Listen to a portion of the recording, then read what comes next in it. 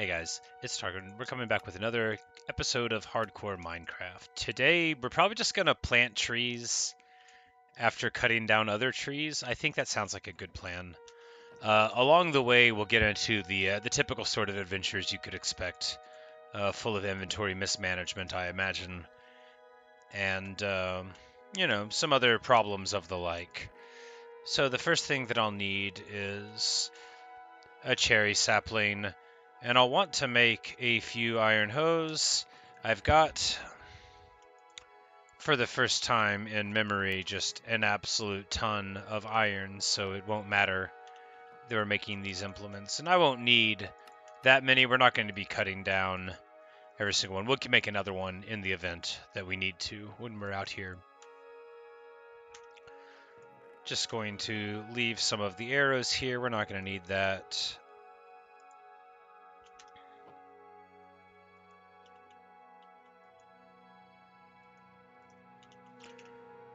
But yeah, that's all we're gonna do. I am having a good old day. It's the middle of my work day, but unlike a normal one, I got home a little early, so I got to have some snacks and pet the dog and express to him my feelings that he was a good dog and very handsome and all of the other compliments that he's grown accustomed to.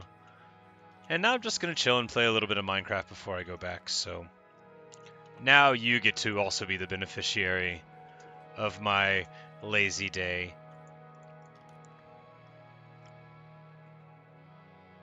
Alright, he sells glazed terracotta, which, like, why would I not be able to make this myself?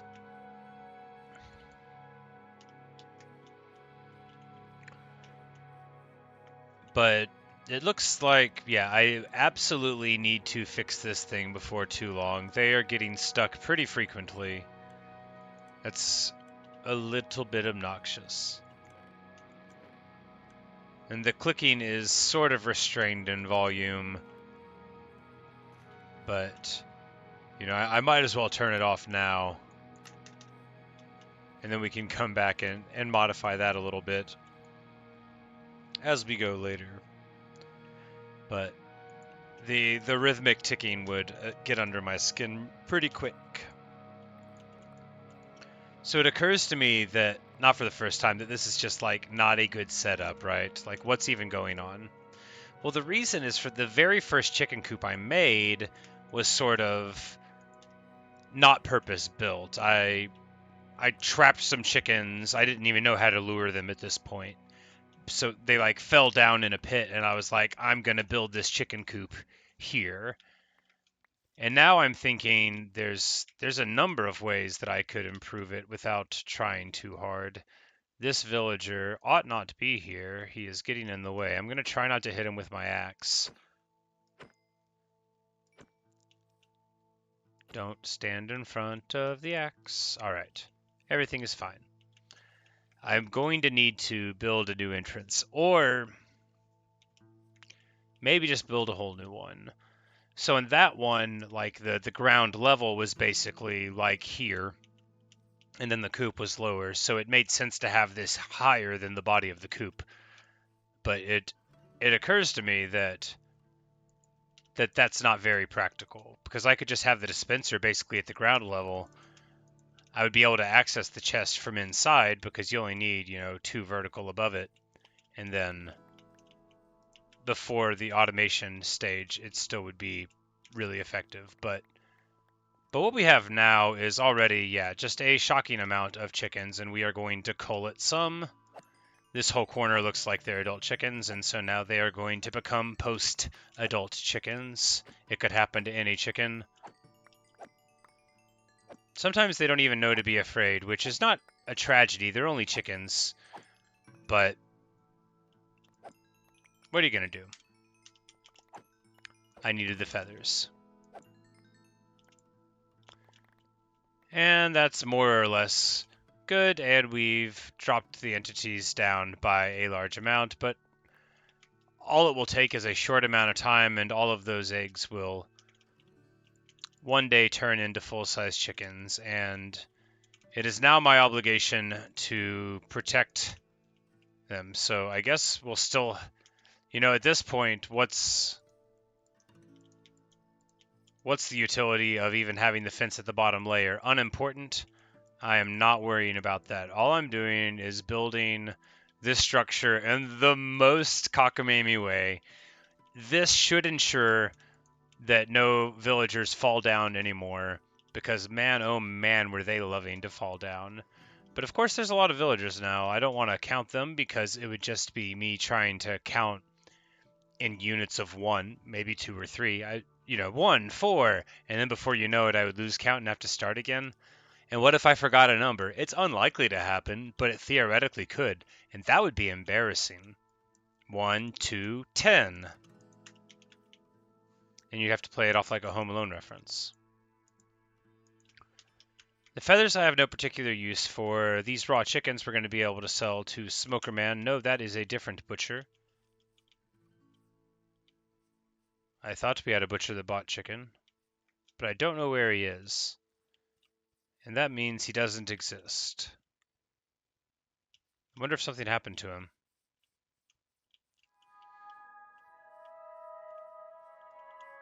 Well, I no longer have a person to sell the chicken to like I thought. Or if I do, he's not around, which is the same. Oh, here we go. Here is Mr. Bandana Man. He wears a bandana at work just like me. It protects you from harm and also makes you look very tough, both of which are important elements. And so after all of this time, and yes, I am passingly aware that I said I was going to plant trees. Now I'm going to go plant some trees. First thing though, we'll cut this one down.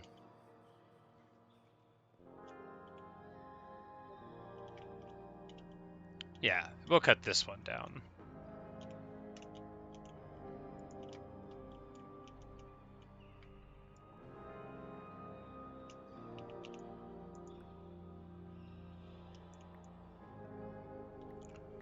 Cherry trees are interesting because they're quite irregular.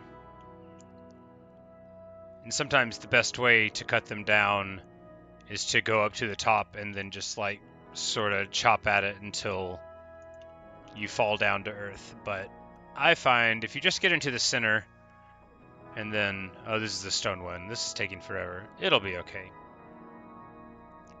There's plenty of iron golems around. And this will be an opportunity to see any holes in the light coverage, because if we see an enemy appear, then we'll know that we should probably get on over there. There's so many leaves in a tree, but yeah, okay, even at iron it's quite quick, but it'll just churn through, in my experience, the life of an iron hoe. It won't last longer than a cherry tree or two. But at this point I do have hundreds of iron, so it's not too bad. And at this point, rather than go up and take care of that, we're just going to crack these, and then the rest of them will fall down with time. Because we've already gotten, oh yeah, an absolute ton of cherry blossoms from this tree. This is a large form tree anyway, so we'll just lay down here for the night, and then when the next morning comes, we'll head to the ridge and plant some cherry blossoms and cut some trees down. Have a calm little video. But first things first, we will replant this cherry tree. Very important. We don't want to leave the area without replenishing the most important resource. And there's zombies catching fire over yonder way. And we will go and pick up their bones. We're going to crack down all of these cacti. Where are my stakes? Okay, here they are. I was about to get outraged.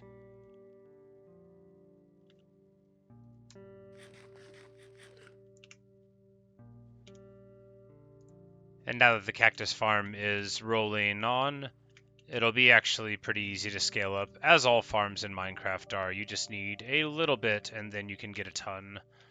But you don't want too many of them near your area, or iron golems are, like, not smart, and they get really mad. I don't know if these will grow next to water, so that'll be a thing to test.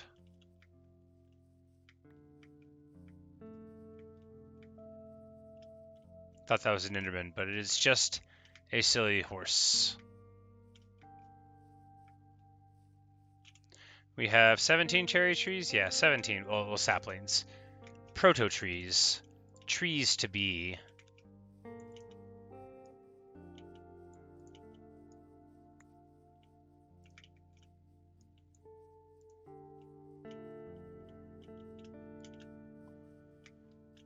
And all of these may not grow, but we'll just come back if we see some that are failing entirely. And come back and try to bone meal them or something. But of course it takes a little bit of time for any sapling to grow, but we're going to be spending a little bit of time here because...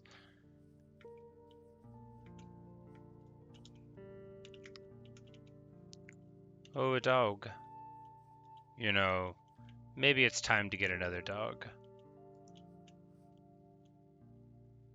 Look at him, looking so smart. Well, you know, he doesn't seem like terribly anxious to be pals, so we're just gonna lumberjack for a little bit. If he comes back around later on, maybe we'll try to throw him a bone if we find one or something.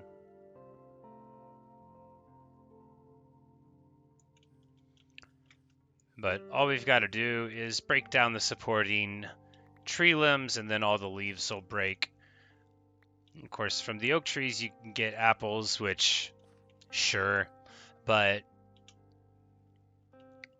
not important. And then you get sticks in the saplings. In the past, I've grown oak trees. I don't think I'd ever choose to, unless I needed apples for something.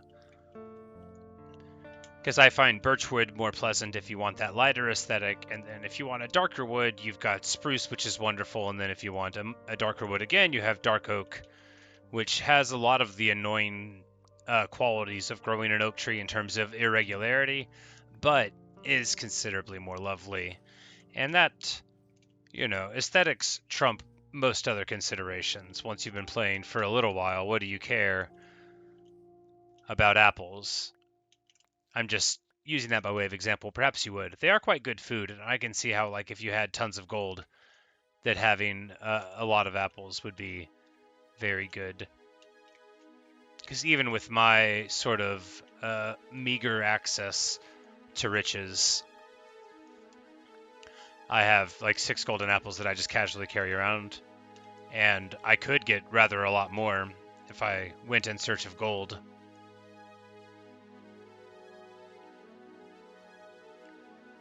But that is not what today is for. Today is just for a nice, peaceful chopping down of trees. And before too long, this ridge will be the beautiful, irregular pink of a cherry grove. And whatever dogs spawn here will get to be wolves or dogs as they prefer. And it looks like they don't mess with chickens, so that's good. But I recall from an earlier comment that foxes do. Of course, I'm not expecting to see a fox here. I've only seen them in a spruce taiga. Or rather, a taiga at all. I don't know if it had to be a spruce. It might have... Because there's different modifiers for them. They have, like, pine and such, but... really, they're just all the same. The trees are just shaped a little different. I know. Well, what an ignorant way to talk about biodiversity. But this is one of my favorite ways to play Minecraft, where you just sort of run around, and it doesn't need to be regular, like how a farm, when you do it in a haphazard way, is actually, like, kind of annoying and clumsy.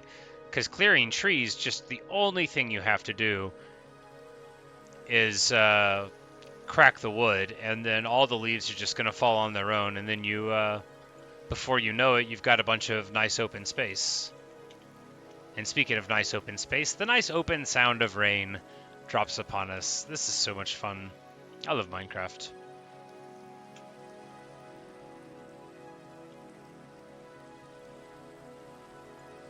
How long do we have in this world now, I wonder? I see people talk about, like, a certain amount of days. I don't know how you get that without doing the math. I understand how you do the math. Like, we've, where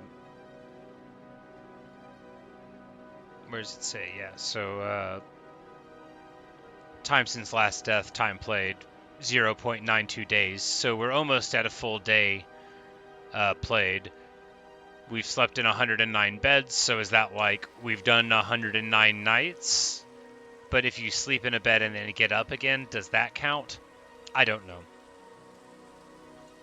But that is pretty cool that we are just a couple of hours away from a full day survived in hardcore. And it hasn't been with me like staring at a wall somewhere, not moving either. I mean, it's been a lot of me staring, not moving at melons, but that's active. This is all like real adventure time. No filler. No filler. I don't think that's a good way to describe my videos. But I said it. And plus it'll remind people of Sum 41, which is a good thing.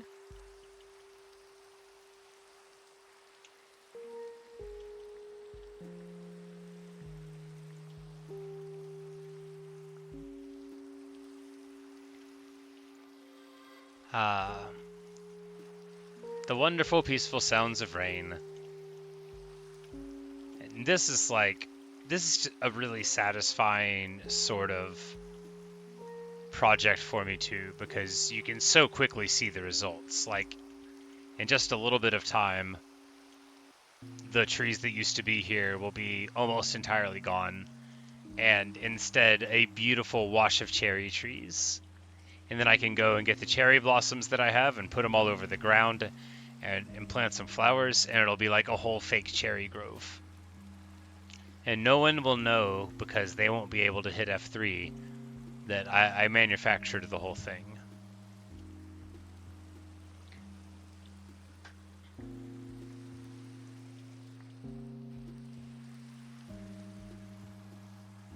Actually, I don't know if cherry groves populate so low and close to sea level.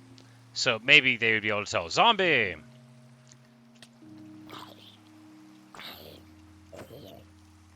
Alright, it's not a thunderstorm, he woke up somewhere in the deep and made his way up top. That's alright.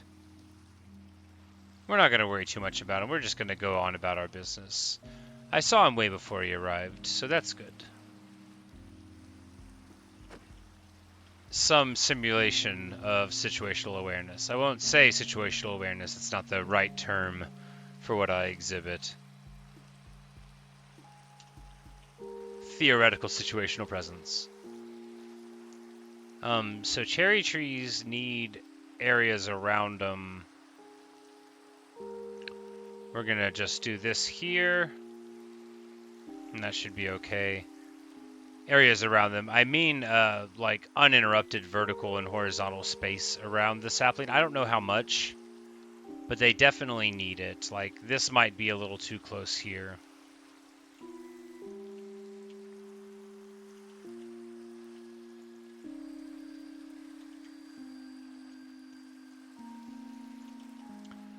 But sometimes you just have to plant them. You don't have to. Sometimes you can plant them in a kind of ugly space just to get them to grow.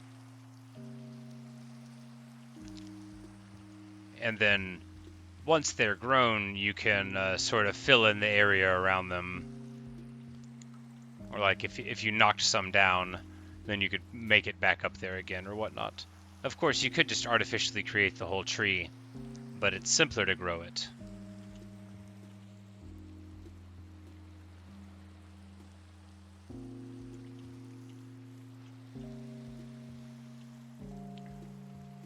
And these are the oak trees that are my bane, because they're irregular and they have...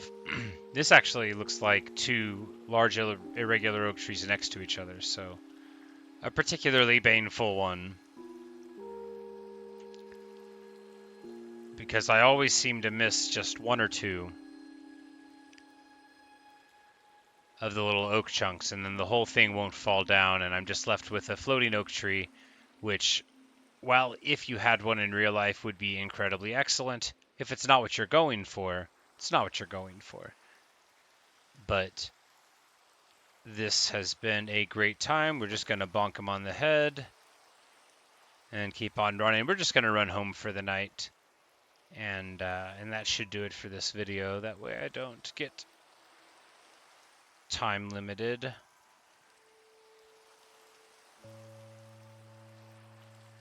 Just a nice, peaceful little time. That landscape popping in there made it look like there was a giant whale I was going to have to fight. It was not to be. I don't know if there are any like megafauna of the deep to deal with. Although I'm sure in a mod people have made horrifying monsters in the ocean. For it's the sort of waterscape that lends itself to feelings of horrifying smallness. Thalassophobia, I believe it is called. The fear of the deep. I don't really have it, but I mean, if there were monsters, I wouldn't be blasé about that fact, and I think I would, if there were monsters, I would not be like, oh, I'm not actually afraid of the water, really. I would reevaluate the level of discomfort that I felt.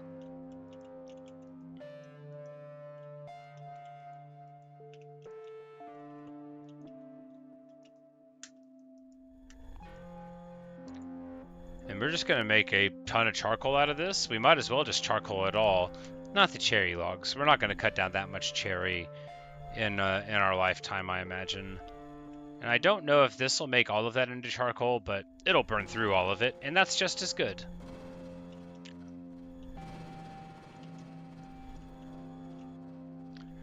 But where's my spyglass? I want to survey the terrain. So as we see, in this direction, several cherry trees. They're not much now, but they will become more prominent with time. And then we can, in the next video, maybe continue our efforts. Actually, that ridge will be a great target in the first place. There's not that much growing on there. And that'll be beautifully visible from far around, a welcoming cherry blossom. But that's going to do it for this video. I really hope you've enjoyed. And thanks for watching. Thanks for listening. And if you liked it, then I hope I'll see you in the next video, which will come up someday. You know, I have a pretty regular schedule now, so I don't think that people are starving for them. But anyway, I don't really have much more to say, except for thank you, which I've already said at least 2 or 3 times. And that makes 4. That's got to be enough. So, that's it.